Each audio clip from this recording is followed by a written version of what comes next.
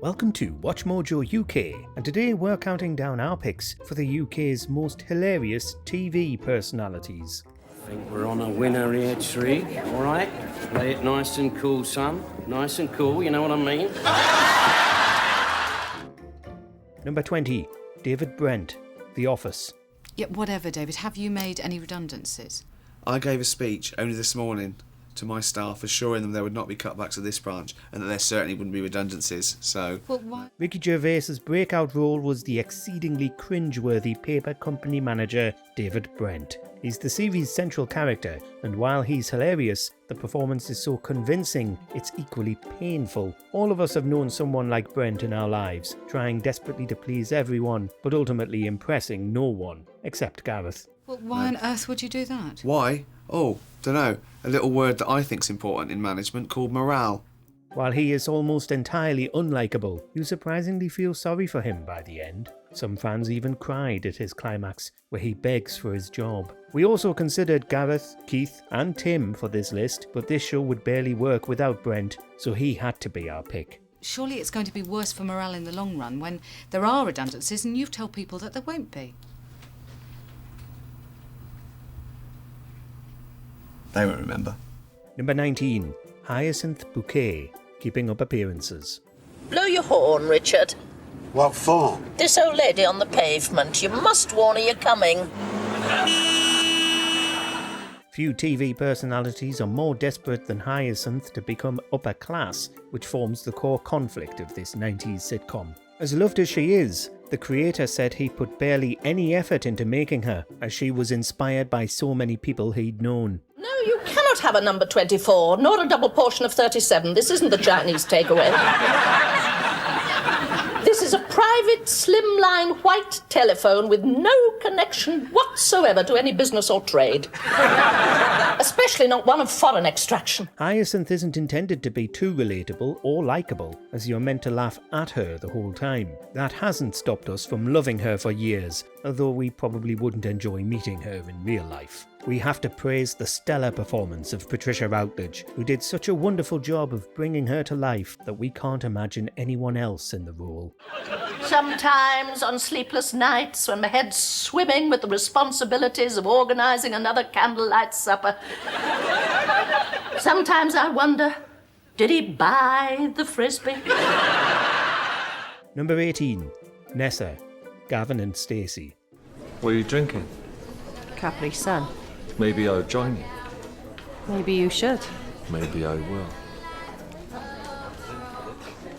James Corden and Ruth Jones created this series, which quickly became one of the nation's most adored love stories. Jones not only wrote it, but also played Stacey's best friend, Vanessa Shanessa Nessa Jenkins. In our opinion, she's easily the star of the series, despite not being one of the main characters.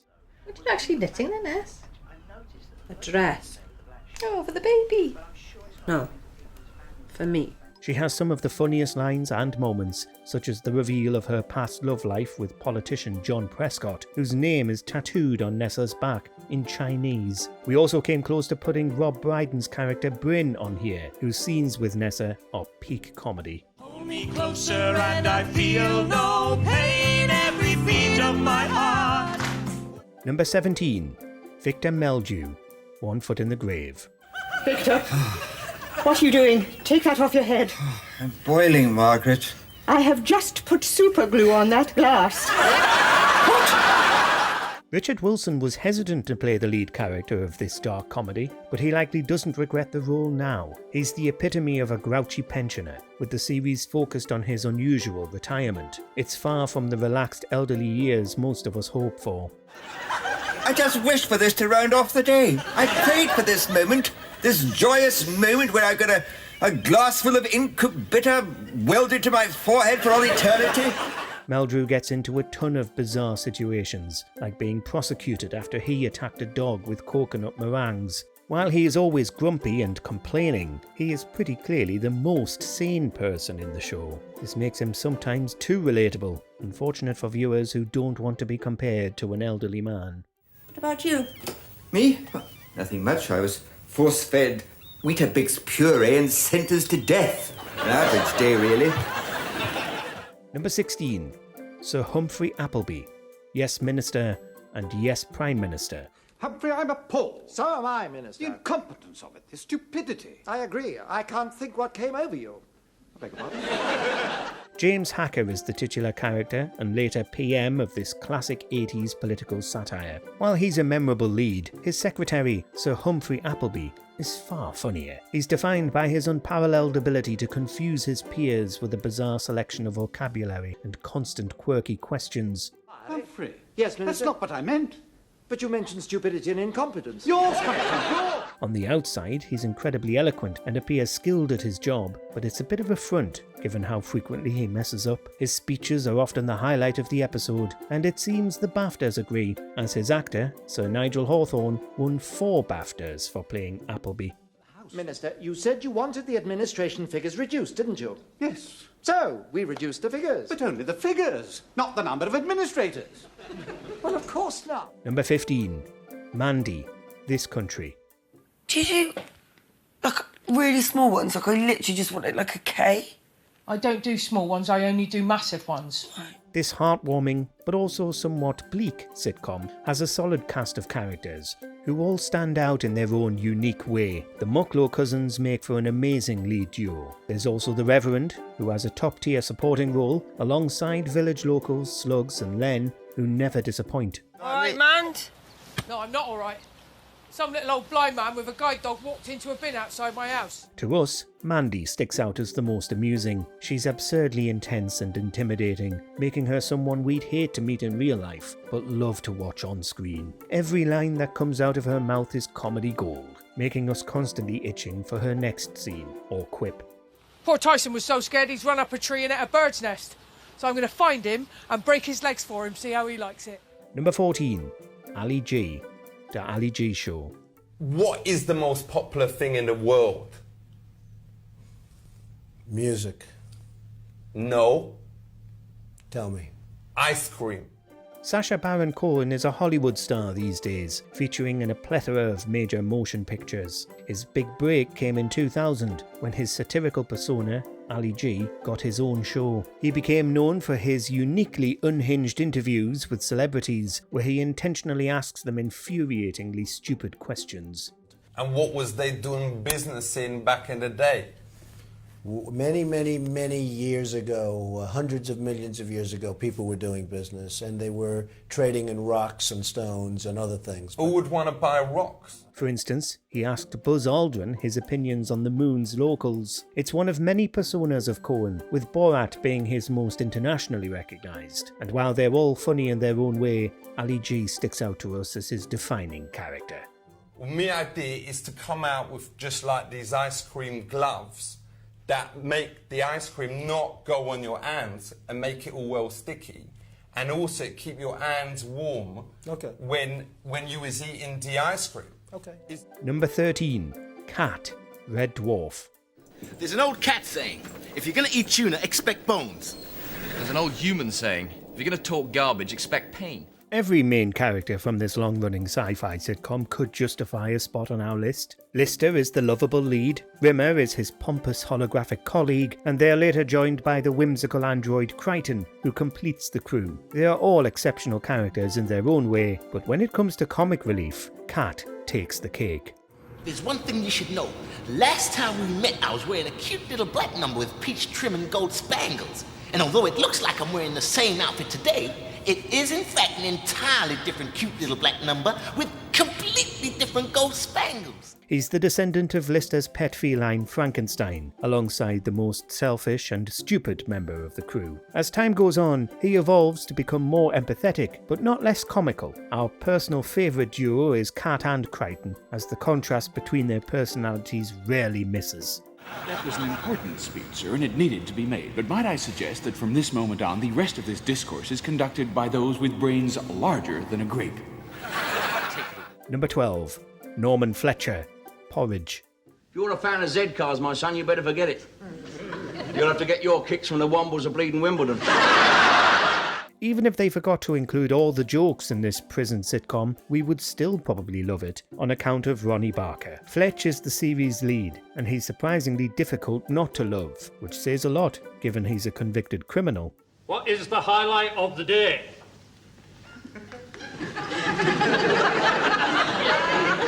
Visiting ours? Fletcher becomes sort of the prison dad, helping the inmates to read and write, and just generally looking out for them. That's where Porridge shines so hard, not only compared to other comedies, but prison shows as a whole. It was one of the earliest examples of media humanising prisoners, rather than making them all morally bankrupt scoundrels. For the time of year, quite astonishing. Beautiful day. Oh, lovely. Guess we can go out later on for a cycle ride. Number 11. Captain George Mannering, Dad's Army.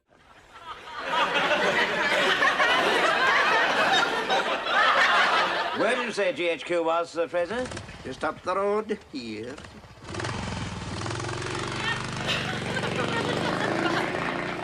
We can't think of a single series that can match the staying power of Dad's Army. It's been almost half a century since it concluded, and it still gets more views than most modern productions. It masterfully injects comedy into the lives of World War II Home Guard soldiers, who are a ragtag group of men ineligible to fight abroad. I'll bet £1 to a penny there's a wireless receiver in that pram. Oh, really, sir? Oh, I'm not taking any chances. Jones. Up. When I give the word, surround that pram. Literally every primary character could earn a spot on our list, but with so many that would take up a whole video. All right, lady. Stand back. Go on. All right, lady. So we've settled for their leader, Captain Mannering, who brings the Home Guards dynamic together wonderfully well. We can imagine the show still working without every other character, but not Mannering. Now all I have to do is to get a report from your highly important secret agent. Where is he? He's over there. Tiptoe. Number 10. Malcolm Tucker, The Thick of It. Little pigs, let me come in. Don't worry about the hair on your chinny chin chin. Many consider this political satire to be the creator Armando Iannucci's magnum opus. It's hard to disagree, since it's impossible to watch without losing your sides. Some of the most comical characters include the senior Glenn and Nicola Murray, the latter being so incompetent that it borders on depressing as she mimics real politicians. Do you know, Malcolm, the best way to cure a paper jam? I don't know. Kill a kid an hour until it sorts itself out. The person fans most easily remember has to be Malcolm Tucker, masterfully portrayed by the legendary Peter Capaldi. We'd like to show you our favourite lines of his, but he swears so frequently that the video might get taken down, so you'll just have to watch it for yourself. Or re-watch it if you've seen it to death already, like us. What about Sue Barker's little sister here? What's she got to say? You got something to say to add to the conversation? No, just that there was no lemon stinger, so it's just coffee, is that all right? Number 9. Karen Brockman, Outnumbered. Look, try the blue house over there. If you get there before her helper arrives, she'll buy anything. On the outside, Karen seems like a sweet, soft-spoken young girl. These things are both true, but if you've seen the series, you'll know she also has no filter, confidently asking her parents questions they probably get nightmares about hearing. I'm not a cold caller. Do we know you? Well, no, but... Did we know you were going to call? No. However... I think that makes you a cold caller. This turned her into one of the most lovable children in TV history, although most parents shiver at the thought of their kid talking like Karen. And once, Mum kicked her up the bottom. But now she's married this man with a silly name that I forget. This is very important. I'm bored now. The whole family is a joy to watch, including her older brothers, Ben and Jake, and the show likely wouldn't work without her parents, Sue and Pete, played by TV legends Claire Skinner and Hugh Dennis. None of them can match Karen's sass, though. Bring on the wall!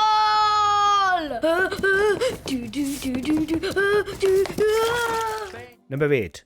Super Hands, Peep Show. Super Hands! Cheers, man. Wow, it is rocking out. You okay, dude? Yeah, it's just in there. Matt King brought this legendary character to life for 12 years, but he's still not watched it himself. Hans is best mates with main character Jez, but he's easily one of the least relatable friends ever. I don't know what to think. I've seen through the eye of the needle. I've seen it. I've finally bloody seen it. I've pulled open the hurt locker and had a big old rummage round. The pair are terrible musicians, but won't hesitate to screw each other over to make it big, even though they likely never had a chance to begin with. The heart of darkness, Jez. Despite how morally bankrupt he is, he's not the show's most evil character. Hans easily has some of the greatest lines too, which frequently catch us off guard due to his nonchalant delivery. Well, they would, if we hadn't memorised them all years ago. Right this place off. Send someone in there tomorrow with some disinfectant and a flamethrower. I got my sleeping bag. I don't want to know. How was it? Fine, let's go. Number 7. Aunt Sarah, Derry Girls. Make us a cup of tea, will you, Mary? I'd do it myself, but the Bolsheviks are just about to kick off. In this quirky Northern Irish comedy, every character has plenty of iconic lines. This made it a challenge to narrow it down to just one person. Of the main girls, Orla is probably the most peculiar, rarely understanding social cues and never having a filter. Do I want to know why you're reading a book on the Russian Revolution? Oh, it's just one of my wee interests. Really? I've always been into Russia, Jerry, you know that. While she is a favourite of many, and the primary comic relief character, we found her mum, Sarah, to be ever so slightly funnier. The bizarre parent casually drops many of the show's greatest lines. We also considered choosing Sister Michael, who won a BAFTA for her time on Derry Girls, but we personally prefer the oddities of Sarah. It's been 20 years since I've seen some of these girls. Back then, everybody thought I was a bimbo. No. But tonight, they'll realise how wrong they were. Or they'll be wondering why you're harping on about Rasputin. Number 6. Philomena Cunk, Cunk on Britain. What's the most political thing that's ever happened in Britain? It's hard not to adore the monumentally stupid persona created by Diane Morgan. She's a parody of almost every documentary host in UK history, but is most frequently compared to Brian Cox on account of the accent. Luckily, cave boffins had also invented the iron spike, and shortly after inventing the spike, they invented stabbing each other. She was created for Charlie Brooker's Weekly Wipe, but people loved her so much, she blossomed into a titan of UK comedy. Stonehenge was used to tell the time, which means Stonehenge is the only clock you can see from space, unless you have a clock in your spaceship. There's now an abundance of Cunk media, which sees her interview and embarrass countless professionals. It feels very inspired by Ali G, except way more deadpan, which to us makes her the most humorous persona. If you like Cunk, don't hesitate to check out Diane Morgan's absurd character comedy, Mandy. Just imagine something like this orange, and then imagine it's not there. Then do that one by one with everything that exists until there's nothing at all. That's what Britain was like until the Big Bang. Number 5. Mr. Bean, Mr. Bean.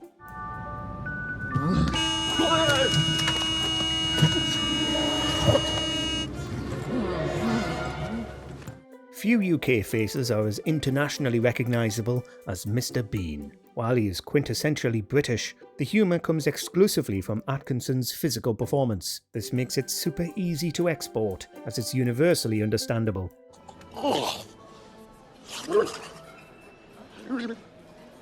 This was first proven in 1987 at a Canadian comedy festival, when Atkinson demanded to perform for the French audience. This was a test to see if he could make the character work without a shared language, which, as you can probably guess, went down like a charm. You speak very good French. Gracias. Interestingly, Bean got his name after making the first episode, and supposedly there was a chance he could have been Mr. Cauliflower. Oh, Bean. And your first name? Mister. And what do you do for a living? Well, I don't go around asking people personal questions. Number 4. Basil Fawlty, Fawlty Towers. You speak German? Oh, German! I'm sorry, I thought there was something wrong with you. No other John Cleese performance is as celebrated as his role in Fawlty Towers. Basil Fawlty is easily the most incompetent hotel manager in TV history, unable to do anything correctly. This leads to scenarios that get unrealistically out of hand, resulting in almost Shakespearean climaxes, except with a focus on laughs. not tragedy. Listen, don't mention the war. I mentioned it once, but I think I got away with it all right. Fascinatingly, it was inspired by a real hotel owner, Donald Sinclair, with whom Monty Python stayed in 1970. Right, here's the plan. I'll stand there and ask them if they want something to drink before the war. Before their lunch. Don't mention the war.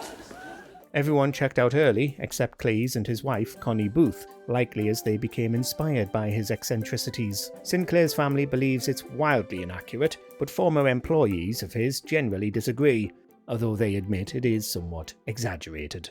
Will you stop talking about the war? Me? You started it?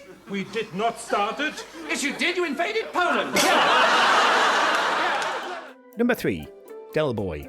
Only Fools and Horses. What's happening? I have the faintest idea.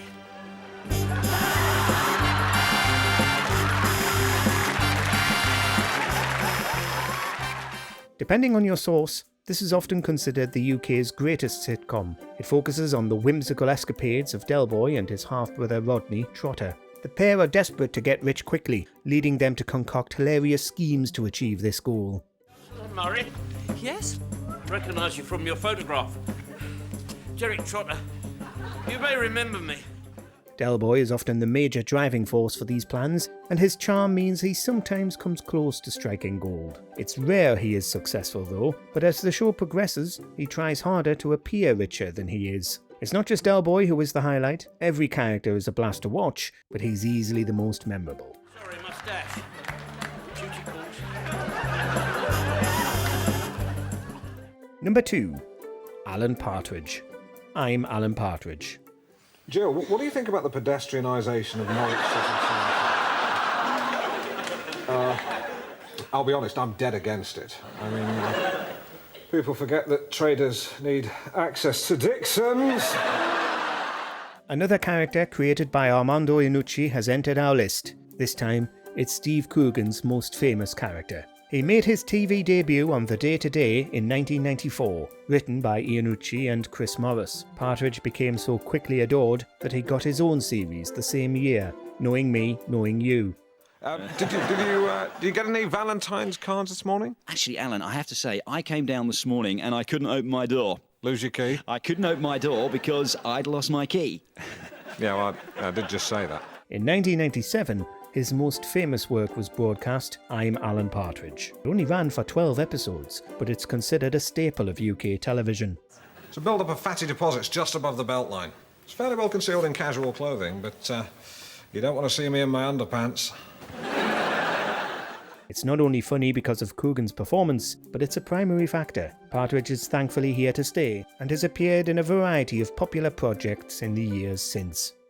It's all falling into place now, though, isn't it? Yep, I've been pubic for 31 years. Number 1.